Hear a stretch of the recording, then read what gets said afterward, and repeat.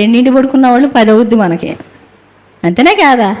ప్రొద్దుటి తెల్లవారుజామున లేచి ప్రార్థన చేసుకునేవాళ్ళు చాలా ఆశీర్వదింపబడతారు. మనం ఏ టయానికి పడుకున్నప్పటికీ కూడా ప్రొద్దుటే లేవడం అనేటువంటిది ఒక మంచి లక్షణం అనమాట అండి.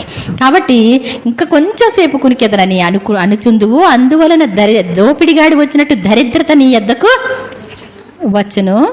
ఆయుధదారుడు వచ్చినట్టు, లేమి అంటే దరిద్రం అనమాట అండి. ఏమీ ఉండవు, ఆయుధాలు ధరించుకొని మరి వస్తుంది అంటండి. లేమి ఆయుధాలు ధరించుకొని వస్తే మనం ఎదిరించలేము. ఏమండి లేమి అంటే ఏంటి? ఇక అన్నీ మంచం చేయించుకోవాలంటే ఎంత?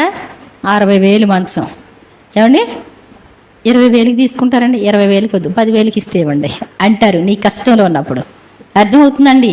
నీ కష్టం అంతా ఏమైపోద్ది? సోమరితనంతో పాడైపోద్ది మొత్తం అంతా కూడా. ఆయుధారుడు వచ్చినట్టు లేమి నీ వద్దకు వస్తుంది. దరిద్రత ఎందుకు వస్తుందంటే సోమరితనంతో